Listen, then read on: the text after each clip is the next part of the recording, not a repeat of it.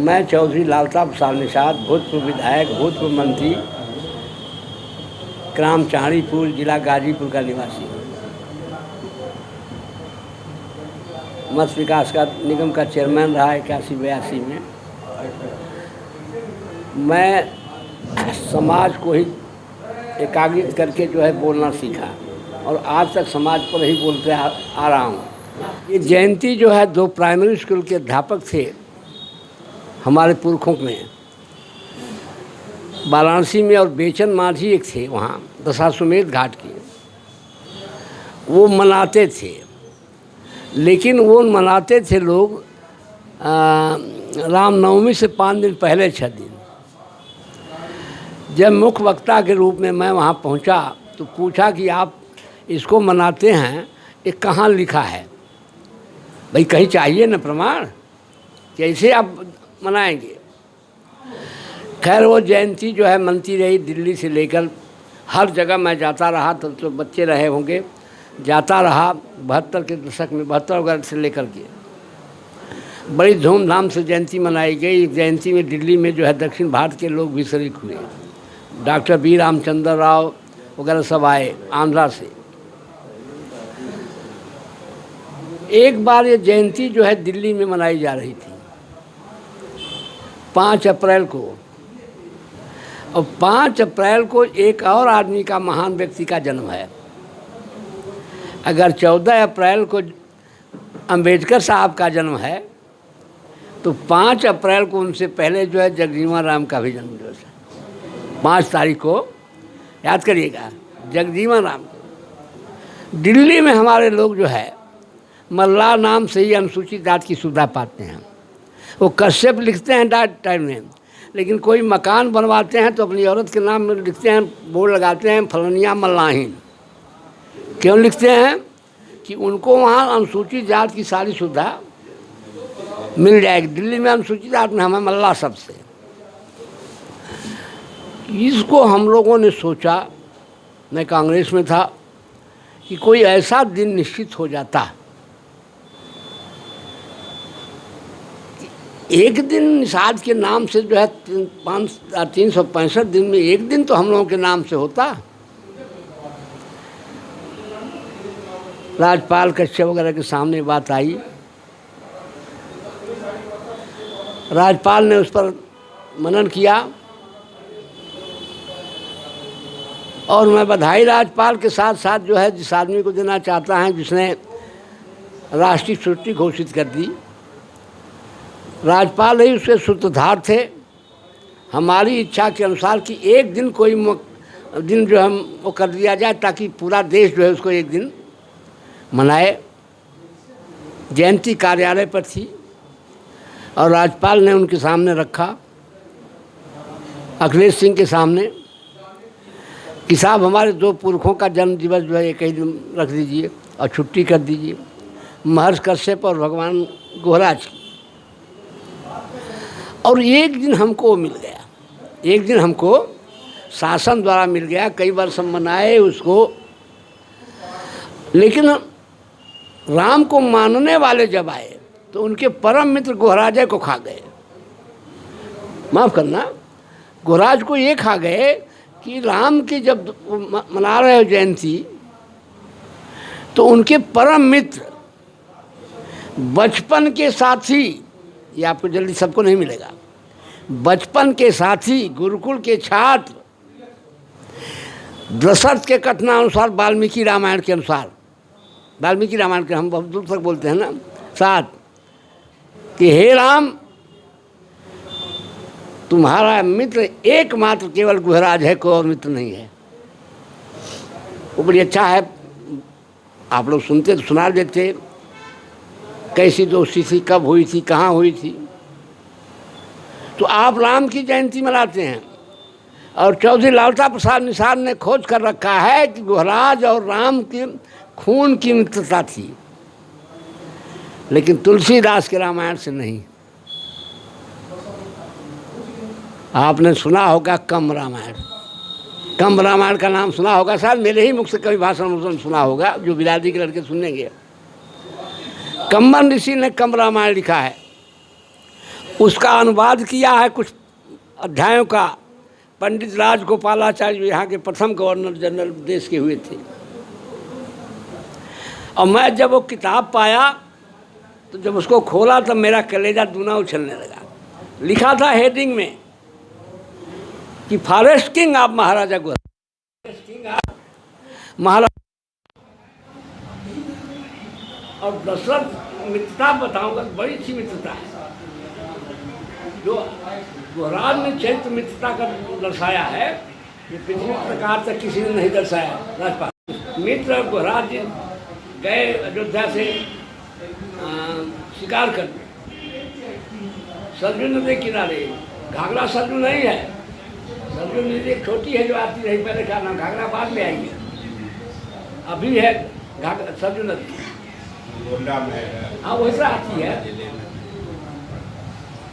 तो जब शिकार करने गए तो गुहराज से राम ने सबसे कहा जो है मित्रों, मैं जिस शिकार पर बाण चलाऊं फिर उस पर कोई अपना बाण नहीं चलाएगा, नहीं तो मैं राजा से कहकर उसे फांसी दिलवा दूंगा।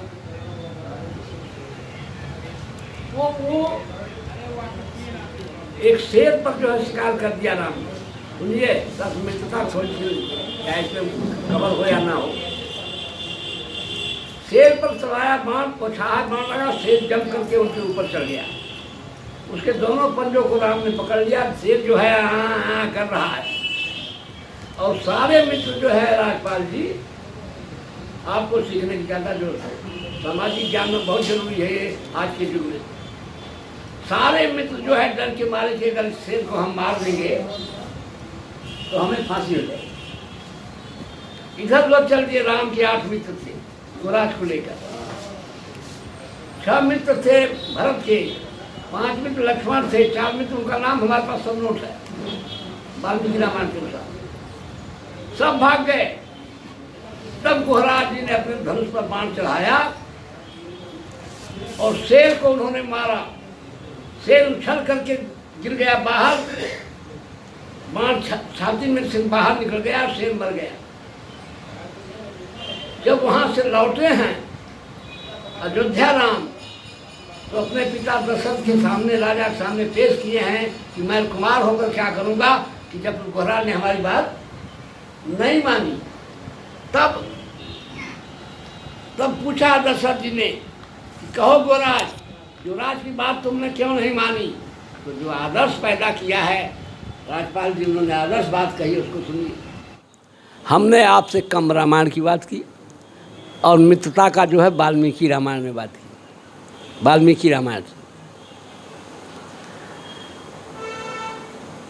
और रामायणों से मैं बोलता हूँ तो हमारा कहना है कि अगर आपके माध्यम से सरकार के दिमाग में आए जोगी के,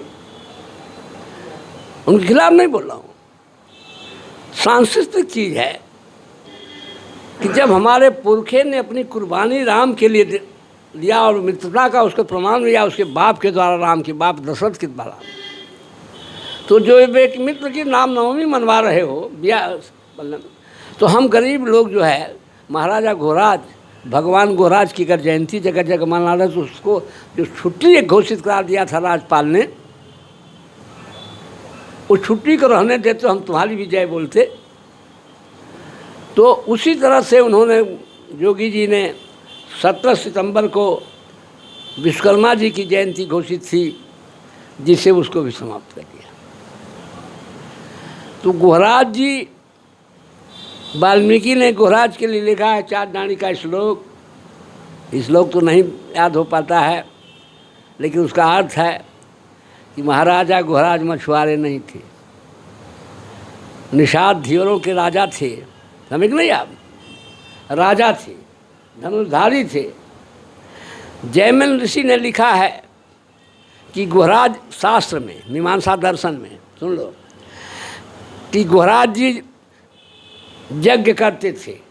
गुहराज जी, जयमिन ऋषि ने लिखा है दर्शन शास्त्र में कि गुहराज जी रुद्र यज्ञ करते थे, मतलब शंकर जी का, और अन्य लोग जो है विष्णु यज्ञ करते थे, वैष्णव।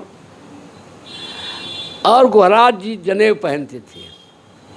ये जनेऊ पहनते थे गोरा जी।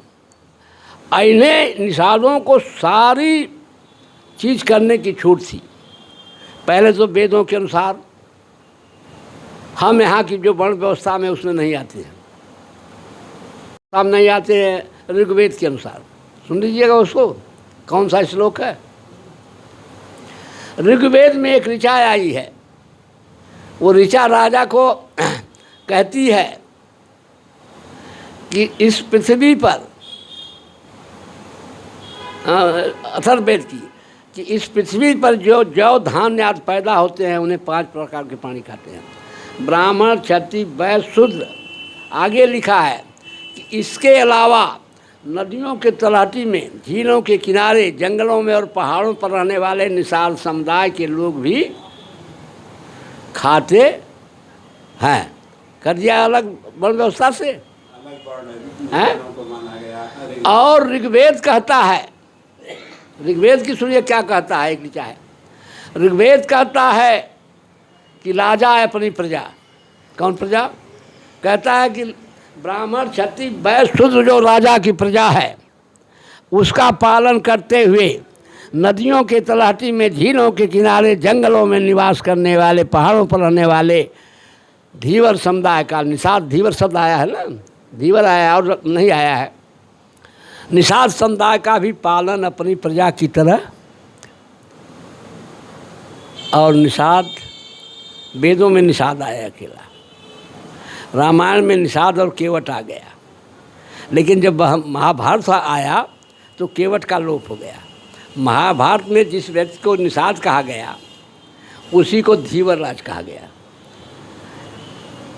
सत्यवती के पिता को एक और कहा जाता है कि निषाद राज, उसी तरह दूसरे पृष्ठ पर कहा जाता है कि धीवर राज से मिलने गए, क्या नाम है, शांतनु, सत्यवती का हाथ मांगने। मतलब एक उसी व्यक्ति को धीवर राज भी कहा, उसी व्यक्ति को निषाद राज ने कहा। ये मिलाकर जो 17 जातियाँ इन्होंने आरक्षण करा लिया, ये हमारे बच्चे हैं, मैं इसके खिलाफ रहा। उसमें 3 जातियाँ थीं।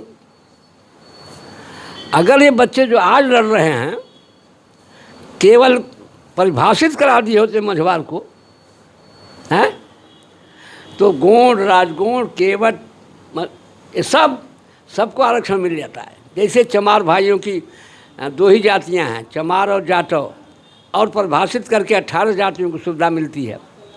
ये परिभाषित नहीं करा पाए, न मैं करा पाया, न ये लोग करा पाए। अब इन लोगों की मांग भी है, हमारी भी मांग है कि नहीं, शासन आओ तो हमको परिभाषित कराओ। हम हैं 14 प्रदेशों में देश के हम अनुसूचित में हैं। दिल्ली में मल्लाह नाम से है, बंगाल में और आसाम में जालो, मालो, जालिया, जल, केवट, कैवट, बिंद, मल्लाह, चाई, इन नामों से हमको अनुसूचित जाति की सुविधा मिलती है। धीवर, भोई और त्योर नाम से हमको उड़ीसा में सुविधा मिलती है। धीवर नाम से हमको सुविधा मिलती है मद्रास में। अगर इस सरकार ने, केंद्रीय सरकार क्षेत्रीयता समाप्त कर दे तो ये लड़ाई हमारे बच्चों को नहीं लड़ना है। जयंती का मकसद केवल एक है कि जो हमारे बच्चों का मनोबल डाउन है, ये हम तो पानी में रहने वाले हैं, वो ये बात को जानेंगे, जयंती में बोलेंगे लोग, जैसे मैं बोलता हूँ कि मोहनजोदड़ो, हड़प्पा, मुस्कान अर्थात सिंधु घाटी की सभ्यता मछुआरों की है। जो दुनिया की सबसे बड़ी सभ्यता है वो मछुआरों की है। झींवरों, झींवर कहा जाता था धीवर को, पंजाब से आगे झींवरों की है। अब हम बोल कहाँ से रहे हैं, ये भी तो आपको चाहिए, पत्रकार है ना, आपको चाहिए ना कि आप कहाँ से बोल रहे हैं, झूठ मूठ हैं। आप तो पूछ भी नहीं रहे हैं कहाँ से बोल रहे हैं। अरे हम तो बता ही देंगे, लेकिन आप पूछेंगे तो मज़ा आएगा ना। पाकिस्तान के पुरातत्ववेत्ता डॉक्टर खुर्शीद आलम शेख ने अपनी ओल्ड लीगेसी ए नामक पुस्तक, किताब का नाम है, में लिखा है कि सिंध घाटी की सभ्यता जो है मछुआरों की सभ्यता है। और वैदिक एवं ब्राह्मण धर्म की एक पुस्तक है जो फैजाबाद से अयोध्या से लिखी गई है। उसमें उन्होंने लिखा है कि आज के भारतीय संस्कृत, उन्होंने भी लिखा है, कुबेर नाथ बहुत बड़े लेखक थे, वाइस चांसलर थे, गाजीपुर के रहने वाले थे हमारे। उन्होंने लिखा है कि आज के भारतीय संस्कृत का पिता आर्य है। देख ही रहे हैं आप, पितामह द्रविड़ जो आप ही का है, और प्रपितामह है निषाद। ये तीनों संस्कृतियाँ देश में चलती थी। मुस्लिम संस्कृत, बौद्ध संस्कृति तो बाद में आई हैं। तो उन संस्कृतियों में हम जब इनकी वर्ण व्यवस्था में नहीं आते तो हमको नीच कैसे करें? कैसे हैं? रोज आता है।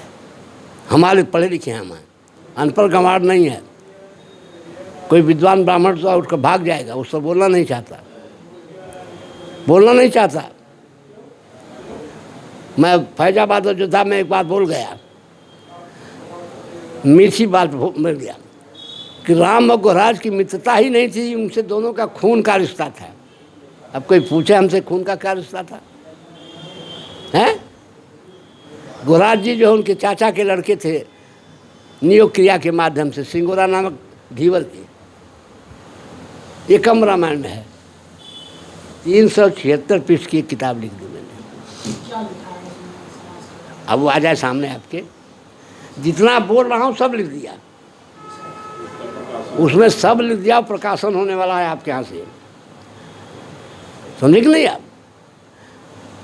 हमको क्यों जराइम पेशा घोषित किया गया? धीवर को और निषाद और केवट को क्यों जराइम पेशा किया? पूरी हिस्ट्री उसमें लिख दिया। कहाँ क्या लिखा है? हम ऐसा नहीं बोलते हैं, यही बच्चे को भी सिखाते हैं। जी जी, देखिए, माने हम ये जाते हैं इसलिए कि मैं ही एक पहला आदमी पैदा हुआ जब लीडर पैदा हुआ।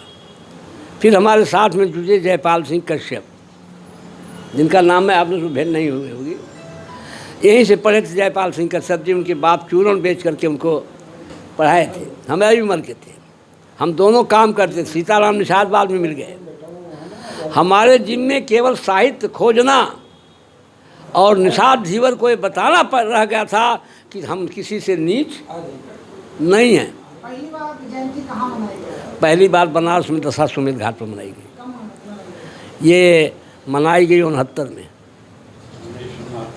किस संस्था द्वारा?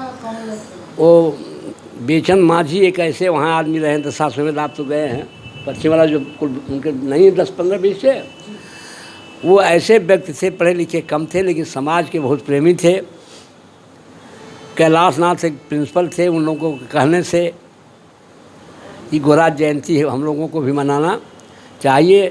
तो वो 400-500 आदमी की पूरी और तरकारी और चटनी बनवा देते, मतलब जो रात को जो है दशाश्वमेध घाट रुक जाते थे खाने के लिए। किस तिथि को मनाई? हैं? किस तिथि को मनाई गई? किसी को मिला नहीं, अभी बात पहले कहा है। ऐसा है कि वो तिथि जो है किसी ने उन्होंने से कह दिया था 9वीं से 5 दिन पहले, पंचमी को, हाँ 4-5 दिन पहले तो मनाई जाती थी। एक साल मनाए लोग, तब मैं एज वक्ता हो चुका था विषयों का। मुझे मेचला माझी ने बुलाया, मैं गुहराज के बारे में स्पीच दिया। अब फिर चलते चलते वो दिल्ली तक गया मैं, हाथी घोड़ा पर। गोरखपुर वालों ने लाया हमको, हाथी बैठा कर पूरा गोरखपुर घुमाया हर जगह। तभी बच्चों का इलाज नहीं था। वो धीरे धीरे तो इसको 2 रूप में हमने कर दिया। 5 अप्रैल का जो इन्होंने छुट्टी कराई, इसमें हमारा 2 उद्देश्य था। एक तो दलित नेता जगजीवन राम का जन्म था, और दूसरे हमारे पुरखे महर्षि कश्यप और गुहराज का जन्म। हमसे लोगों ने पूछा कि ये राजपाल वगैरह जो है ये कई दिन कैसे पैदा हो गए, क्या नाम महर्षि कश्यप, और कैसे गुहराज पैदा हुए। तो मैंने उनसे कहा कि हमारे माता और पिता दोनों जो है 2 ही मार्च को मरे हैं, 2 मार्च को ही मरे हैं। वो 96 हमारे माँ मरी हैं, अब पिताजी हमारे मरे हैं 102 वर्ष की अवस्था में 92 में, लेकिन दोनों 2 ही मार्च के मरे हैं, तो उनकी बरसी हम कैसे मनाएंगे? माता पिता की बरसी हम दोनों के एक दिन मनाएंगे कि नहीं मनाएंगे? सब उत्तर है लोगों को हमारे पास, अब प्रैक्टिकल उत्तर है। तो सर समाज को क्या कहना चाहेंगे जो ये जयंती लोग 5 अप्रैल को मनाने? देखिए, जयंती तो इसलिए मनाना जरूरी है कि जिस राम को लोग पूजते हैं उस राम के खून के रिश्ते हमारा था। और खून का रिश्ता बताऊं, सुनिएगा, बता दूं कैसे था। हम ध्रुवंशी हैं, हरवंश पुराण और विष्णु पुराण के अनुसार ये हम सब लोग ध्रुवंशी हैं। आप लोग अगर निषाद हैं तो ध्रुवंशी।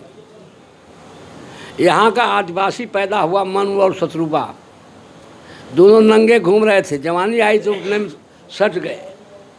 तो एक लड़का हुआ वीर, और वीर जब पैदा हुआ तब इन लोगों को ज्ञान हुआ कि हम लोग तो नंगे हैं। ये जो शास्त्रों में उनके लिखा है, बड़ा गहन हमारा है ना। 10-20 घंटा इन लोगों को सुनना चाहिए, टेप करना चाहिए, आगे आकर काम करें। तो वीर के लड़के हुए ध्रुव, यही जो ध्रुव तारा आप कहते हैं ना। ध्रुव के 8वें पीढ़ी में अंग हुए, अंग के 9वें पीढ़ी में, अरे ध्रुव के 10वें पीढ़ी में जो है, 10वें 9वें पीढ़ी में हुए, क्या नाम है, बेन। और बेन की अगली पीढ़ी में जो है, जो लड़का पैदा हुआ सुनीता जी से, उसका नाम निषाद रखा गया, उसका नाम निषाद रखा गया। वहीं से वर्गी, शास्त्रों के अनुसार बोल रहा हूँ, वहीं से जात का वो क्या हुआ, वर्गीकरण। हमारा एक ऐतिहासिक वार्षिक है इस पर 71 का, उसको मैं अपने जीवन का ऐतिहासिक भाषक मानता हूँ। हमारे लोग मद्रास के लोग और हर जगह से आए थे, सबने भाषण दिया था कि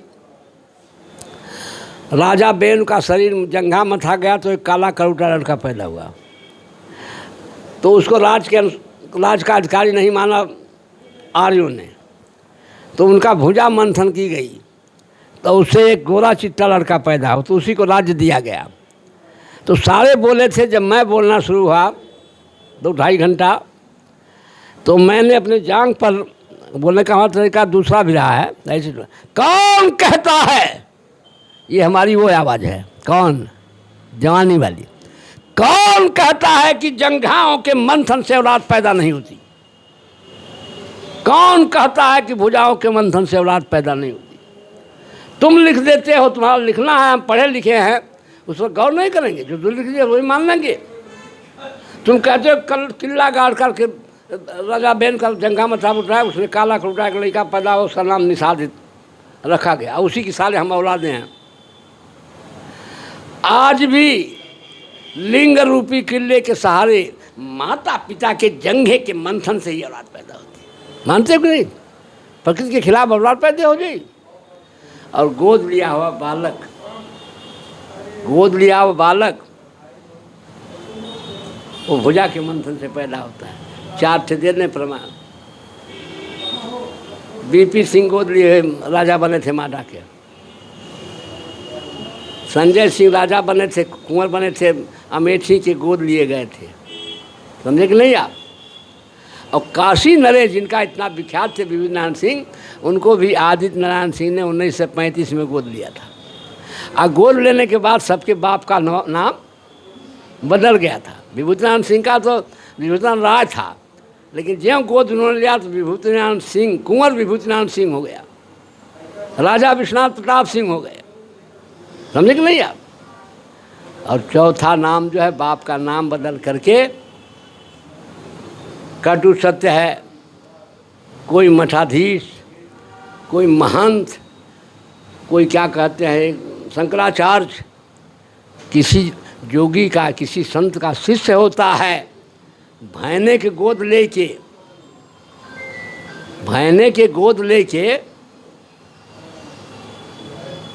अजीत सिंह बिष्ट के जो है उनके मामा ने गोद लिया और अपना नाम दिया, मठाधीश थे उनके मामा, क्या नाम है, अब अवैधनाथ वो विष थे, समझेंगे नहीं आप।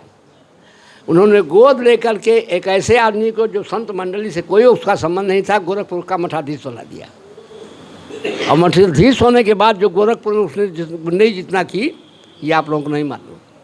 हमारे में 2 भांजों का जीवन उसी में बर्बाद हो गया था। तो सर आज की जो युवा पीढ़ी है, जाते जाते आखिरी सवाल की, हमारे युवा कैसे जागरूक होंगे अपने समाज संस्कृति? जागरूक तो ये सुनिए, जो बातें थोड़ी सी बताई है कि हम आप जब इस पर बोलिए, बच्चे से कह रहा हूँ कि बोलिए कि हम कभी सभ्य थे, तो कैसे शब्द थे, किसने लिखा है, तो वो बताइए कि अमुक किताब में लिखा हुआ है। इस पर बहुत सुंदर स्पीच दे सकते हैं। आप अपने समाज में प्रश्न कर सकते हैं कि जब हम पृथ्वी की प्रथम संस्कृति, महान संस्कृति जो है सिंध घाटी की, हम मछुआरों की थी, तो आए हमारे भाइयों हमको बताओ कि हम जो है ये कैसे हो गए, क्या नाम है, छोटे। आप छोटे कैसे हो गए, इसको सुनिए। जो सुरा सुंदरी लेकर आए थे 8 लोग यहाँ, वो हमारे लोगों को पिलाने लगे। ये पुरानों की बात कर रहा हूँ, संस्कृत की बात। और जो हमारे लोग पीते खाते थे वो खाने लगे, गाय भैंस।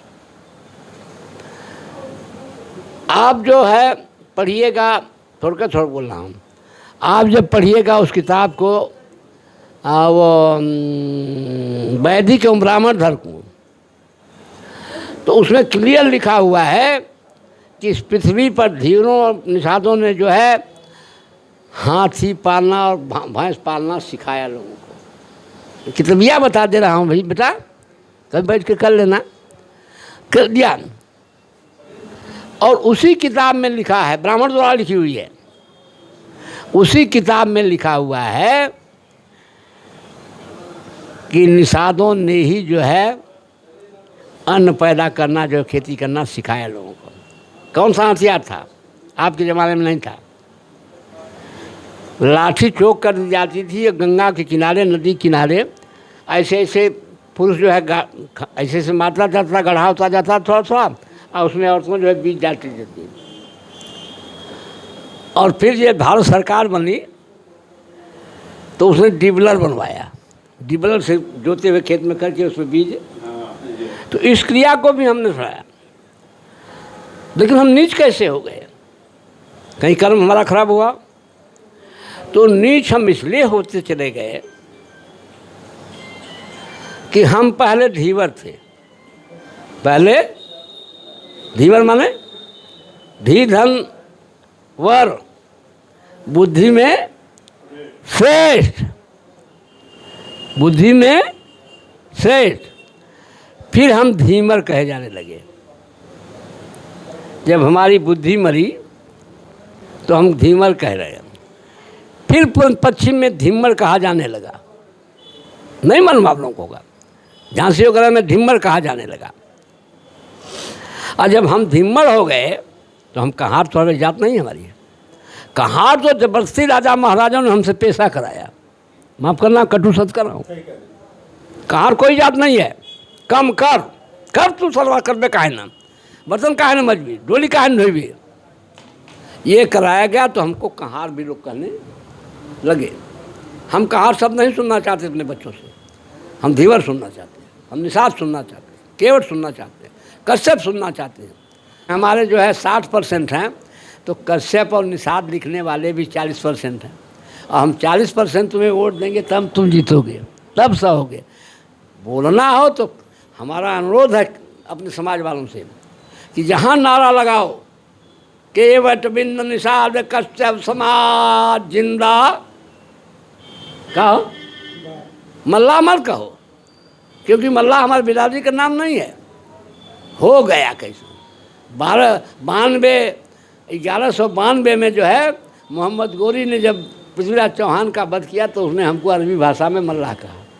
मूल जात हमारी धीवर है। महाभारत में, रामायणों में धीवर और निषाद ये मूल जात है। एक बाद बीच में जातियाँ बनती बिगड़ती गई है। तो जब भी हमारे लोग नारा लगावें, ये न कश्यप जिंदाबाद निषाद जिंदाबाद, नहीं, कश्यप निषाद बिंद केवट जिंदाबाद, चारों को लगावा, तब ना एकता होगी। और दूसरी बात जो मैंने जिसने किया है ज़िंदगी में, 80% मैं उसमें पास हूँ। एक दूसरे से रोटी बेटी का संबंध नहीं होता था, एक दूसरे से जो है खान पान नहीं होता था। चौधरी लालता प्रसाद ने बंगाल से लेकर मध्य प्रदेश तक इतना दौरा किया कि आज कोई ये नहीं पूछ रहा कि और कह रहा कि निषाद धीवर हुआ कि ना। भैया लोधी कश्यप क्या है? लोधी, अब लोधी सुनो, इनसे कहो कि 2, 3, 4 पुस्तक का कागज निकालना। 12 साहब प्योर केवट हैं, प्योर केवट हैं। जब अंग्रेज़ों ने केवट जात को जराम पोशाक बेसिस घर कर दिया, यहाँ की घटना के बाद, कानपुर के सत्ती चौरा घटना के बाद, जिस पर हम लिखे भी हैं, स्पीच भी देते रहे, कर दिया, तो अंग्रेज़ जब पूछ देते थे कौन जात है, कौन धीवर हैं, केवट हैं, तो बानवा के अंग्रेज मारने लगते थे। तो हमारे पुरखों का दोष नहीं है, वो पिताएं बेचारा कि क्या करें। तो किसी ने कहा हम लोध राजपूत हैं, लोध राजपूत हैं। ये कश्यप शब्द बिजनौर से चला, ये कश्यप शब्द जो है बिजनौर से चला, जयपाल कश्यप ने इसको बढ़ाया, तो लगना। तो सोने अब बस्ती जिला आप चले जाइए, ये रहने वाले हैं। जब मैं 74 में गया तो वहाँ मल्लाह केवट धीवर करने के लिए कोई तैयार नहीं। कौन जात होगा, कौन चाई, चाई एक उपजात होती है हमारी, चाई क्या हो। आज भी लोग कहते हैं कि साहब हम चाई हैं पूछने पर, लेकिन मैंने इतना प्रयत्न किया है कि मेरे घर में मैं इन लोगों का नज़ीर हूँ, पुरखा हूँ। 7-6 लड़कियाँ बिन लिखने वालों की हमारी बहू हैं, बहुएँ। एक मुड़ियारी होते हैं जो मुंडा कहे जाते हैं, जो जंगल में रह गए मुंडा हो गए, यहाँ इधर रह गए बिहार में नीचे, और उत्तर प्रदेश में मुड़ियारी मल्लाह हो गए, समझ नहीं आप। उनकी 10-15 लड़कियाँ हमारे घरों में हैं। मतलब जो 13 उपजातियाँ 17 में हैं, 13 उपजातियाँ हमारी हैं, लेकिन उसमें 11 उपजातियों में हमारे रिश्ते हैं। समाज जोड़ो, और समाज तभी जुड़ेगा कि जब रोटी बेटी का संबंध भी करोगे। मुंह से नहीं जुड़ेगा राजपाल, मुंह से नहीं आप समाज। इसके हम नज़ीर आपके सामने बैठे हैं, हर विषय के नज़ीर। तो ये भी उनसे कहिए जुड़ो। और जिस दिन सुनिए, एक कहावत सुन लीजिए थोड़ा सा आप, सांप डरना छोड़ दे, सांप डरना, गोहुन साहब जो काट लेता है लोग मर जाते, बहुत मनुष्य से डरता है राजपाल। सांप डरना छोड़ दे, और केवट और धीवर का बेटा शराब पीना और जुआ खेलना छोड़ दे, तो इतना महान हो जाएगा कि उसका मुकाबला कोई नहीं कर सकता। हम नीच हुए हैं केवल शराबी बनने के बाद, जुआरी हो गए हैं। जब धिम्मड़ हमको कहा जाने लगा तो हम अपनी औरतों की कमाई पर आश्रित हो गए। वो जाने लगी दूसरे घर में काम करने, हम बैठ कर खाने लगे। आज चलिए ना हमारे साथ, पत्रकार है, कभी दीजिए समय, इनका कहिए गाड़ी घोड़ा कराएं, ऐसे समय में चलिए कि जहाँ ढीलों का गांव है, झांसी उसी में चलिए, लिखते हैं लोग राखवार, मल्लाह लिखते हैं, जो लिखते हैं, टाट बिछा करके जो है ताश खेलते जुआ खेलते हुए मिलेंगे। मैंने कन्नौज में भी देखा है, समझ नहीं आप, जहाँ गया हूँ देखा हूँ।